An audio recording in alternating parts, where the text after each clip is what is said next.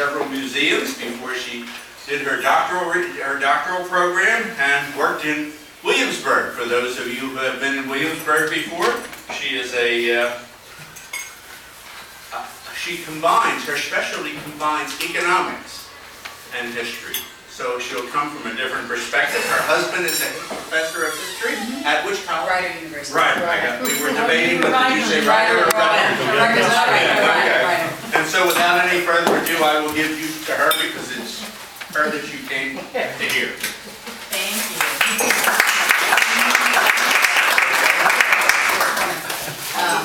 And I will move back and forth to the PowerPoint. No, she is. Yeah, I don't even know I'll be fine. I'll just move back and forth.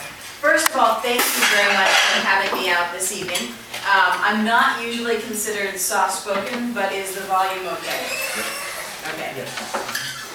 Like most historians, I think I see history, or at least for most of my students, history is more compelling when it's told in stories. You try to take concepts and make them more concrete by putting the faces of people on them. So I'm going to start my talk this evening with a story. And this story starts in June of 1822. So in June of 1822, 88 men and women from Philadelphia filed a petition with the Public Land Committee of Congress. They called themselves the East Florida Coffee Land Association. And they were applying for a permit to buy 24,000 acres of land at a discounted rate of $1.25 an acre. The land they were hoping to buy was just off the Florida coast, right here. They call it Monroe's Pesque Isle. We know it as Key Largo. What they proposed to do was develop plantations of tropical produce, sugar, cocoa, but especially, as their name, the East Florida Coffee Land Association, implies, coffee. And they've done their homework. It's a fascinating petition. They knew the growing conditions of the crops that they were suggesting. They knew how much money other nations, other empires at this point, had been making by growing them in the Caribbean. And they knew that some West Indian goods had already been successfully transplanted to North America, especially sugar, to Louisiana. They also knew the American coffee market had been growing, and that people who were drinking coffee in North America depended entirely on the Caribbean, and just beginning to include Brazil by this time for their produce. They also knew that the overseas market for coffee was growing as well, and their petition specifically noted that they would be able to grow enough coffee to satisfy both domestic demand and the re-export trade, the coffee that Americans could then ship back overseas, which would give American traders what they called independence from foreign nations for rich tropical productions. They had everything from longitude to latitude down. All they were missing was altitude. Coffee, at least Arabica coffee, and in the 18th century and early 19th century, all coffee that's grown in the Americas is Arabica coffee. Robusta is something that comes in the late 19th, early 20th century. So Arabica coffee needs a certain elevation to grow well.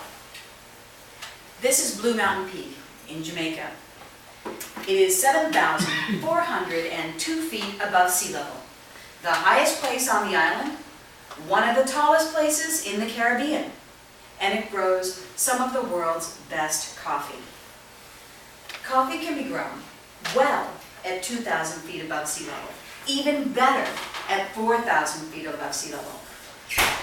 Would anyone like to take a guess at what the average above sea level height is in Key Largo? Probably about a foot below. Much of Key Largo is indeed below sea level. Yes. Yes, no, the average height above sea level is somewhere about 6 feet tall. Oh. So me in really high heels. It's not 2,000, it's certainly not 4,000 feet above sea level. The Public Lands Commission turns the East Florida Coffee Land Association down. Not incidentally because anyone in Congress understood this element of biogeography. It was just that they were applying for too much land. No single land grant had been made of that size before. They suggested that there be a public auction, that the land be sold off in smaller parcels and maybe then recombined as plantations afterwards, but this didn't occur.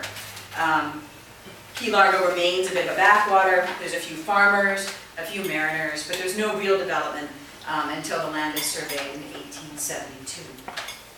Now, this would-be group of Pennsylvania coffee farmers was the only large-scale attempt to grow coffee in the continental United States. The question is, why would they want to? We, of course, take coffee for granted today as part of American culture. It is the daily experience of most Americans, one of the first things they get when they get up in the morning. How many of you drink coffee? I feel much better now. I get very nervous. I'm giving this talk once in front of a primarily British audience, and my hands stay down. And, oh no, we're having this conflict again, are we? Yes. You know what you think about tea. No, coffee is part of our everyday experience. But what did it mean in the Revolutionary Era? What would it mean to U.S. merchants? What did it mean to U.S. consumers? Now, I was talking to a couple of you before dinner began, and I told you that I was an Atlantic historian. And one of you asked, what does that mean? What that means is, I was trained as an early American historian, but I have a very strong interest in how North America fits into the larger Atlantic world, which includes the Americas more generally, so North America, South America, and the Caribbean, as well as Africa and Europe. My particular interest is in relationships between North America, the British North American colonies, later the United States, and the Caribbean. And I use coffee as a way of trying to figure out what impact the American Revolution had on that relationship. Now, coffee isn't the caffeinated beverage that most of us think of when we think of the American Revolution, right? Most of us think of tea, and the watershed event that it created in the Coercive Acts, in uniting different revolutionary groups together in a pan-colonial response, which culminated the American Revolution and ultimately independence. Coffee is not part of that story. And so usually by now, if not before, someone's asked, why coffee? What does it get me? And it's a fair question, because it's actually not what you think of, or what most people think of, when they think of the Caribbean either. If I were to ask you, what is the agricultural commodity? Sugar. Right, sugar. And? Rum. By extension, molasses and rum. Yes, okay, that's right. All sugar and its derivatives, yes, will fall into that category. And you're not the only one. That's been the view of the profession for decades. From Lowell Raggett's Fall of the Planter-Cross in the British Caribbean, to Eric Williams' Capitalism and Slavery, to Richard Dunn's Sugar and Slaves and Richard Sheridan's Sugar and Slavery, published the same year. One wonders if they were collaborating on those titles. We do not know. Sugar has dominated discussions of Caribbean agriculture, and by extension, that region's connections to North America. And while undoubtedly central to West Indian development, this focus on one good, sugar, masks the actual historical reality of diversity in agriculture and the related experiences of slave owners, their laborers, merchants, and consumers from the 17th century up until today. Coffee, indigo, allspice, cocoa, a range of woods, all traveled as far and as wide as sugar and molasses and rum. Some, like tobacco, had even predated sugar. Before it even arrived, there were other kinds of goods that they experimented with. But because of their historically subservient position, because it's not what historians have focused on, these have collectively come to be called the secondary commodities. Of all of them, coffee offers a new way to think about Caribbean production, and in particular, how it relates to the larger trade networks of the Atlantic world. So let me tell you how coffee got there. Oops, sorry. This is the first justification. I have 4 justifications for why studying coffee. Number 1 is it was grown throughout the Atlantic world. How widely was it grown throughout the Atlantic world? In 1718 is when it first shows up. Coffee is indigenous to Africa. It was first produced on plantations by Europeans in the East Indies. in Java, in Batavia, in Ceylon. In the early 18th century, it migrates across the Atlantic into various European colonies, and there's a bit of a debate as to which one got it first. The Dutch claim that they did it first on the South American mainland. The French claim that they did it first in Martinique. The British sources for the early 18th century, well, they know the British didn't do it. And they aren't going to give the French credit for anything. So they pretty much support the Dutch perspective on this story. Either way, by the end of 1718, it's at least in these two places. And fairly quickly, it moves around the region. Coffee planters, their laborers, and cultivation techniques move back and forth between empires. Sometimes we're used to thinking of empires as being very concrete institutions. But there's a lot of movement in and out of people, of ideas, of technologies. And so you can see coffee moving into the British Empire, into the Spanish Empire, into the French Empire, into the Portuguese Empire. Until by 1800, the question is, who's producing coffee? The question is, who's not? And the answer is Barbados, the Bahamas, Antigua, places, in other words, as vertically challenged as Key Largo. Just to remind you, this is Jamaica's Blue Mountain Peak on the one side.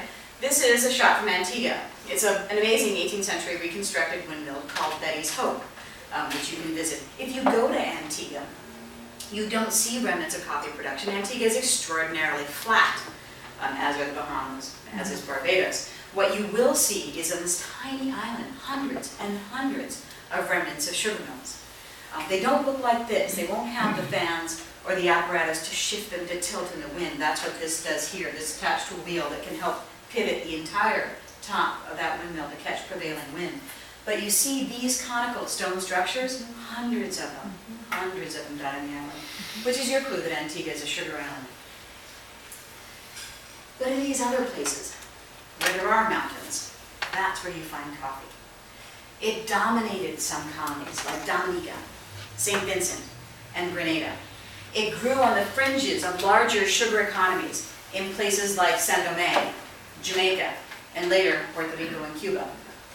By the middle of the 19th century, coffee plantations in Colombia and Brazil will reach new economies of scale and profitability that will rival and then pass anything sugar ever did in the 18th century.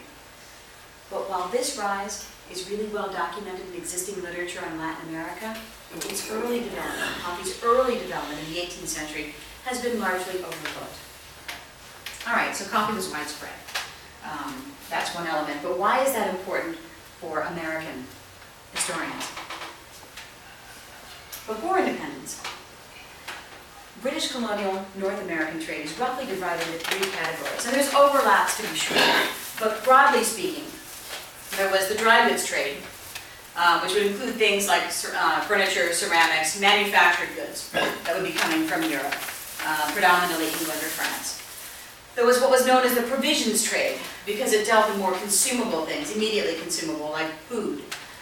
So this was the export of grain, flour, wood, pork, these things. I'm focusing on the Mid-Atlantic in particular, and you'll see why in a moment. That went down to the West Indies for sugar, molasses, rum, and coffee. And then there were the coastal traders. And these were the more marginal of all. There were people who did both European trade and West Indian trade, but you had to have a certain amount of capital to do this first one. These are larger ships, bigger investments. These are smaller ships, and most of them are divided between several investors to try to share the risk. These guys are even more marginal. They can be very small ships that are going up and down the coast, redistributing what these first two lines have brought in. Now, Philadelphia was dominant. That's the place I focus most of my attention on in my current project. Philadelphia had all three lines of trade and really well established. It was one of the leading, if not the leading, there's a bit of debate about it, port city just before the American Revolution. This one was its specialty.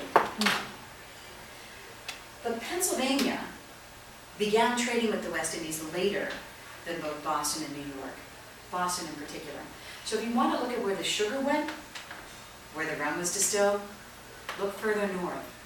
It's happening in New England. It's not happening in the Mid-Atlantic.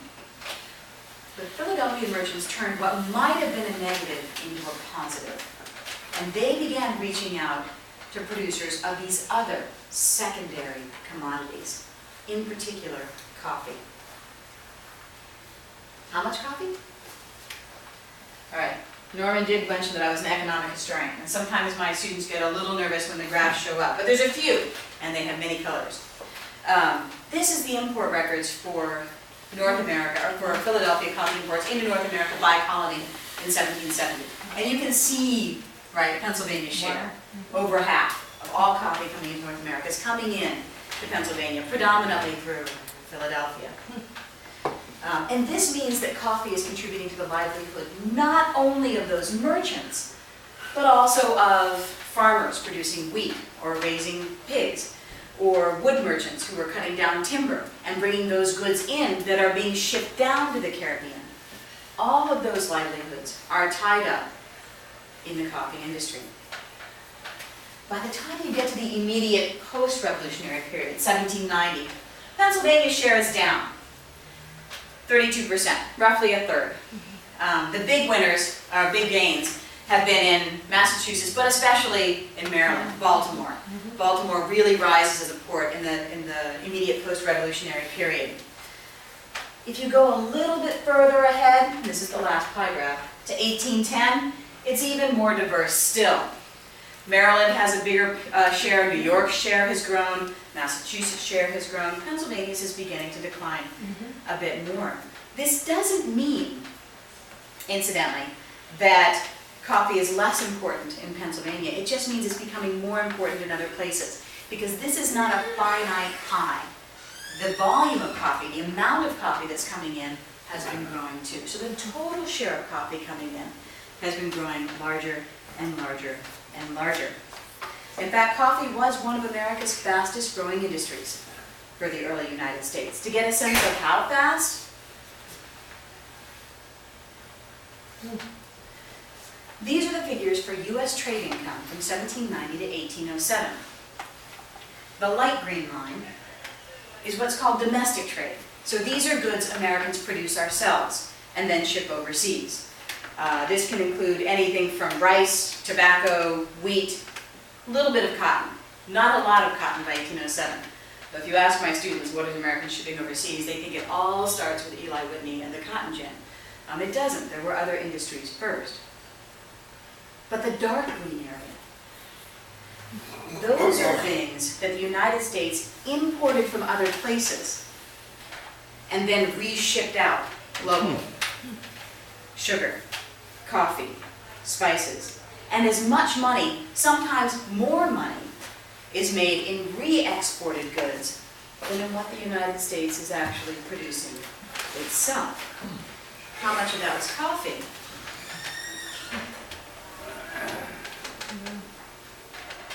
A lot.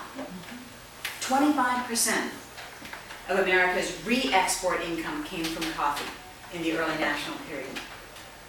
That was 10% of all of the income we made from trade. Think about that. 25% of the income we made from shipping other goods overseas, or 10% of everything, including what we made, was made from coffee, a good we didn't produce ourselves. We had to rely on other producers in order to get that commodity, to ship it back. Those are high figures. And it explains the aspirations of something like the East Florida Coffee Land Association, which was trying to create a domestic alternative. We don't get a domestic alternative until 1898, when we actually redefine what the United States is to include the territories of Hawaii and Puerto Rico. Then, for the first time, we have domestic coffee.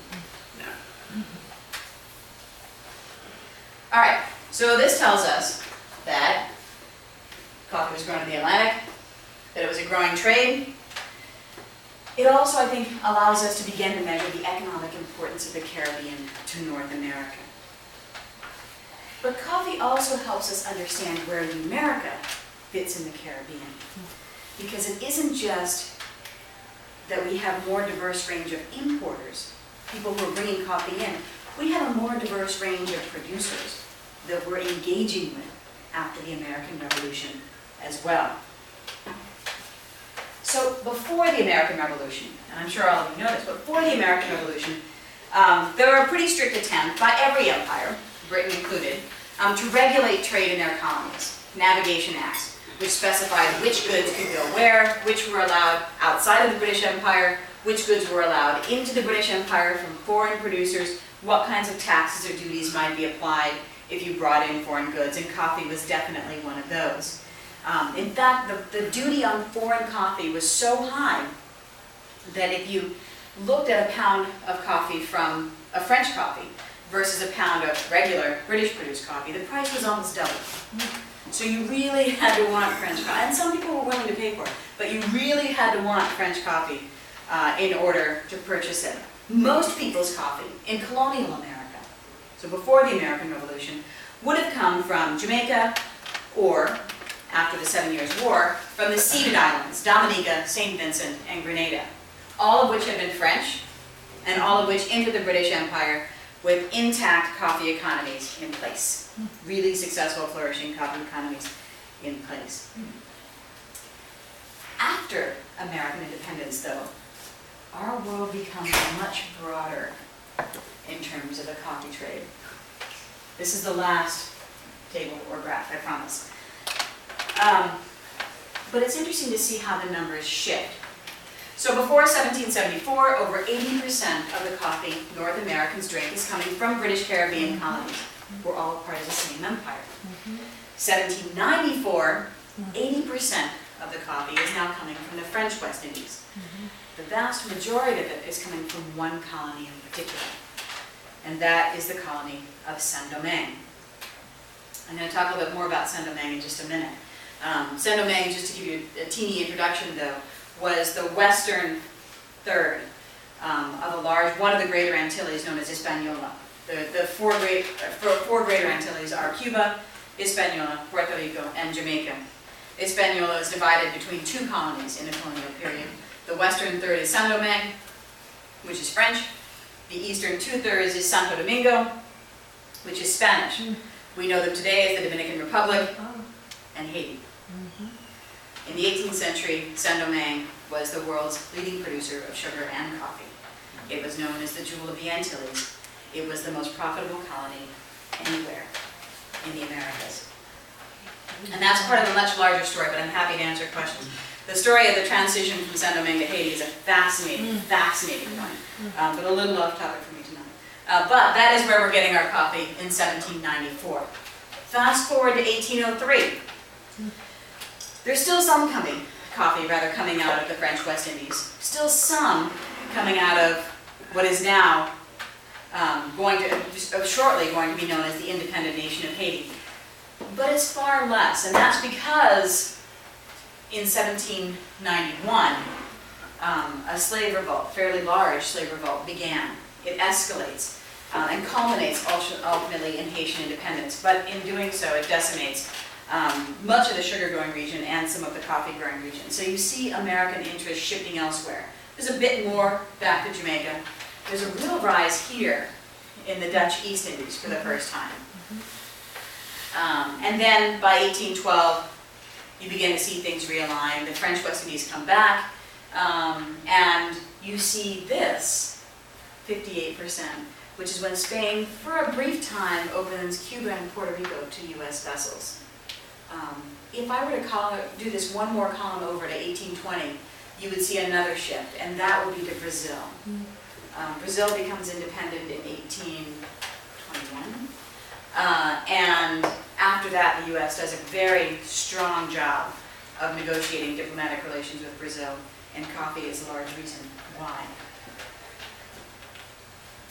So while most historians, from Eric Williams on, have seen the American Revolution as a dividing point, as a watershed event that moves North America away from the Caribbean region. Numbers like that, to me, suggest something different. The amount of coffee is growing larger. the range of suppliers is growing more diverse. And I think there's a pretty good argument that instead of separating from the rest of the Atlantic, the post-revolutionary period sees a strengthening and a diversifying of relationships between North America and its Caribbean neighbors. And this is only the trade patterns that we know about officially. I want to spend the last part of my time with you talking about what's much harder to track, and that's why there's no tables and graphs. And that is the American trade that doesn't get recorded in official customs registers. Now, I don't mean to imply that I don't take formal trade agreements seriously. I do. I spend far too much time coding customs records and shipping manifests to come up with numbers like that to say that I don't take formal trade seriously. Believe me, I take formal trade seriously. And I think that numbers do matter. But there are moments when colonies act less like imperial holdings and more like the regional neighbors, separated in some instances by mere miles of seawater that is this region's reality. And that's what I want to end with. 3 short case studies. And the reason I chose these 3 is they're all a bit earlier in time. I'm going to jump you back to 1760 to 1770, because I think that these diverse regional patterns of trade actually don't begin in 1783. I think they emerged legally in 1783 from patterns that already had begun during the colonial period. So I've arranged these chronologically. The first is in 1760, and it starts in the Bay of Monte Cristi. There's my last point. It demonstrates North American connections and diversity. The Bay of Monte Cristi. So this is Saint-Domingue, which I already broke down for you geographically. This here is our French colony of Haiti. Well, Saint-Domingue first. That, to the other side, is the Spanish colony of Santo Domingo. Now, statistics on coffee smuggling, like all illegal trade, are few and far between. Smugglers do not accommodate historians by leaving good paper trails. Yeah. But if you search through the correspondence of colonial agents, of treasury officials, and of merchants, you can begin to piece together some scenarios that help you figure out how this trade might have worked.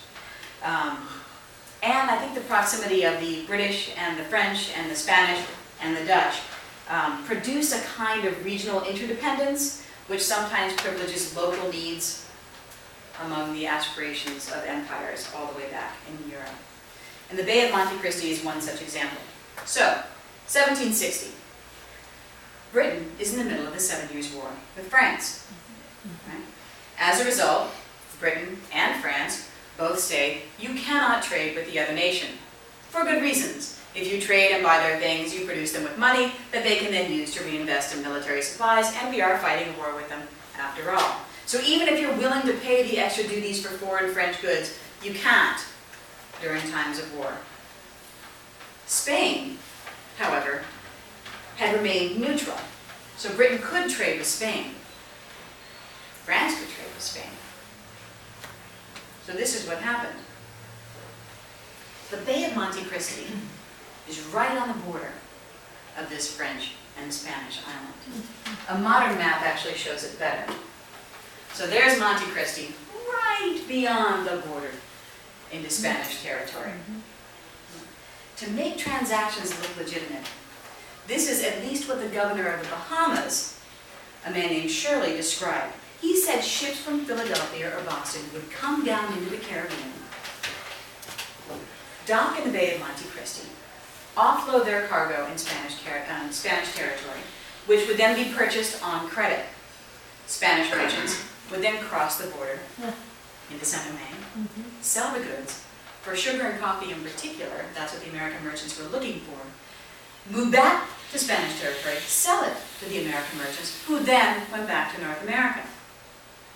The French colonists benefited because they were able to buy supplies, food in particular. The Caribbean was not very good about being self-sufficient in producing food, for far less than they would have had to pay if those goods had come from France. Americans benefited because French sugar and French coffee were in tremendous supply. And the Spanish benefited by being in the middle, Yeah. right? Taking a little bit of a slice on either side. The second example. If you really wanted French coffee, you didn't even have to go this far, necessarily. You could just go to a privateer's auction.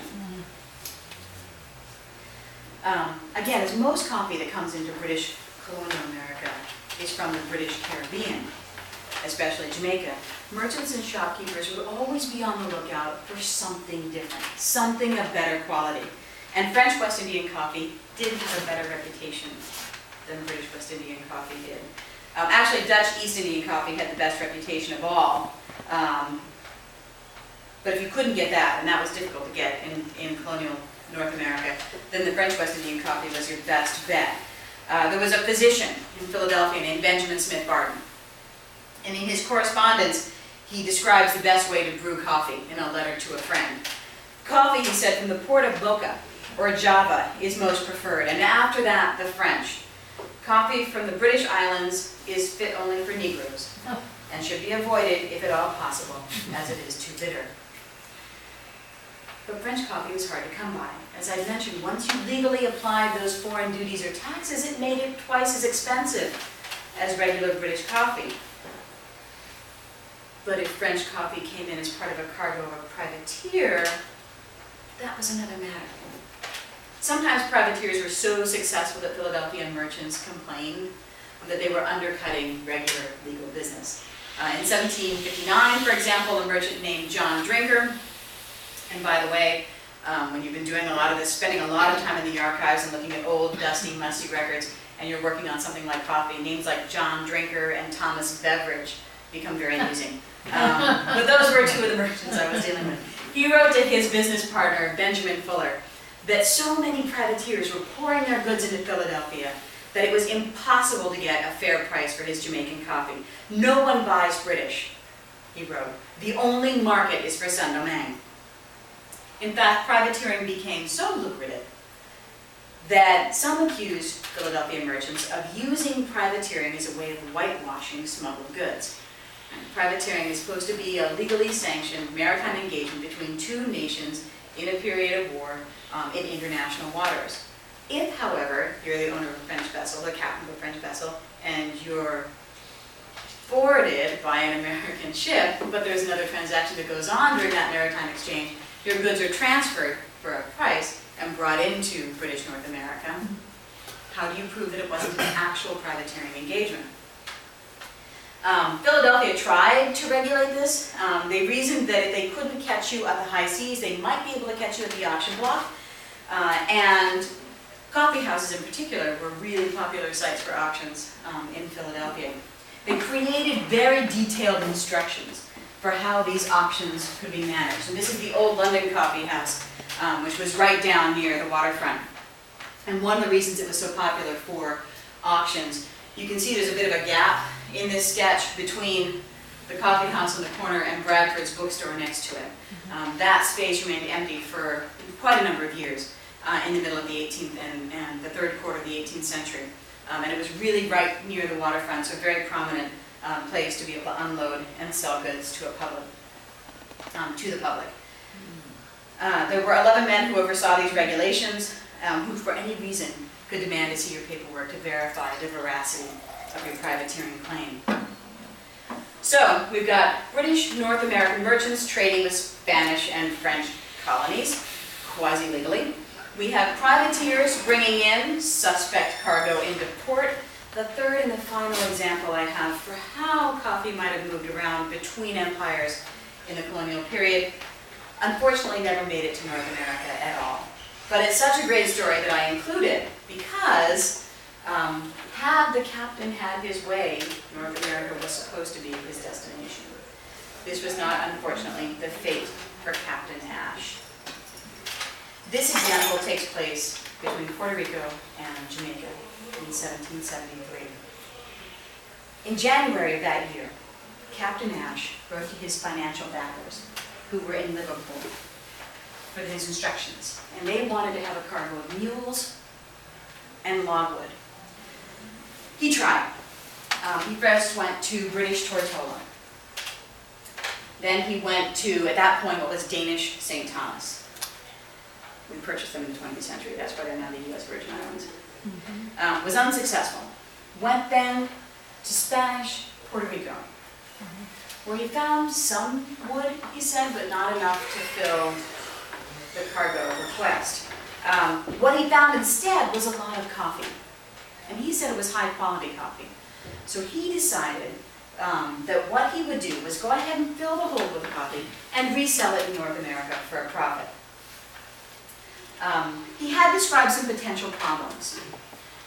He wasn't in San Juan when he was making these transactions. He was in an outlying bay in Puerto Rico, and he wasn't going through the Spanish naval authorities. He was negotiating privately with merchants for what he called the chance of the moment. The chance of the moment was an activity, or his ability to get goods without going through official channels. And I should say this was sanctioned on both sides. It was the Puerto Rican vendors who told him where he should dock, or not dock actually, he wasn't dock, where he should anchor, and provided ships to ferry the coffee back and forth between land and his vessel. From there he set sail to Kingston. And ultimately he was supposed to be going up to Philadelphia. But he doesn't make it there. Because when he arrives in Kingston, he decides to go ahead and offload part of his cargo. And to sell his Spanish coffee. Yeah, in a British colony, and even worse, under market value. Right?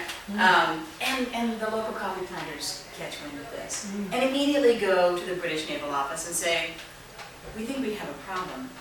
And this is one of those, you don't find these letters very often. There's this amazing series of letters written by the junior naval officer who clearly should have had a profession other than just being a naval officer, because he writes in such a beautiful visual way.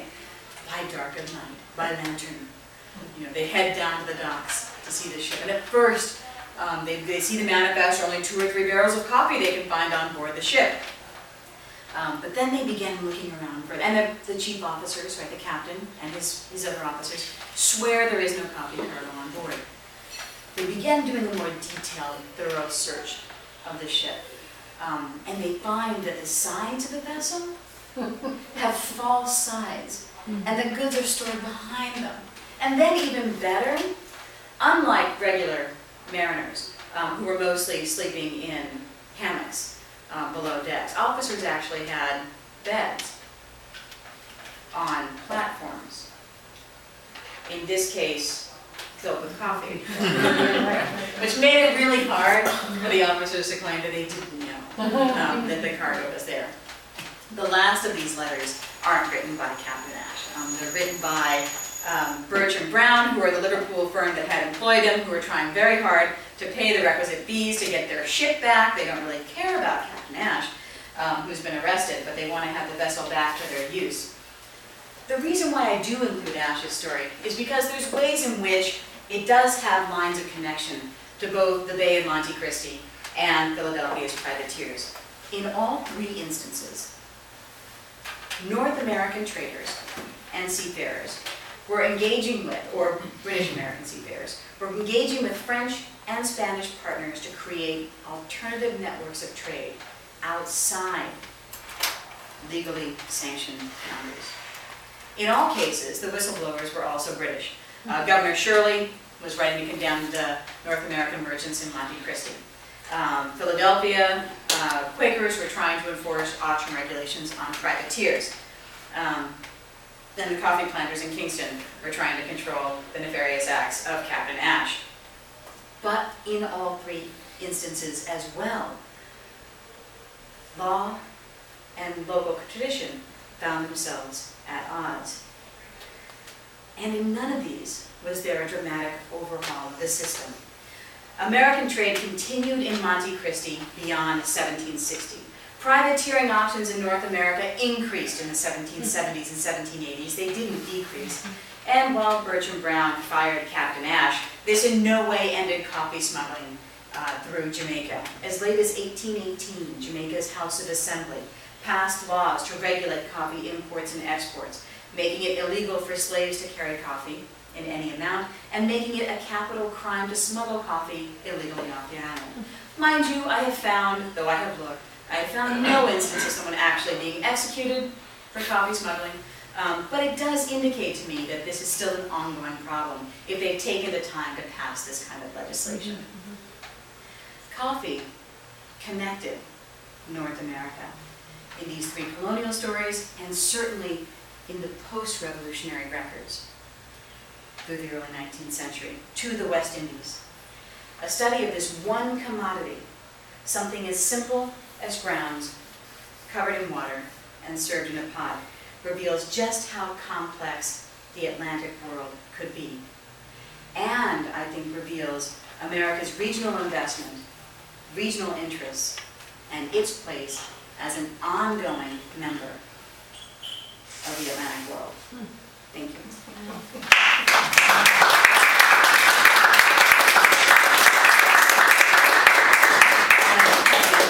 A short question with a little longer introduction. Now, we are in a county that is blocked out by two rivers. Up the river that we are just by right now, in Mays Landing, and different places, there are a whole lot of ships being created from the cedar. And according to several books, and according to some of the pension records, these ships are going down to the Caribbean, not only to get prize ships, but also they're coming back loaded. And the prize ships are either going up to Batstow to be sold in that area, or they're going to Philadelphia. When you go across the street to the Historical Society and you look at the journals that survive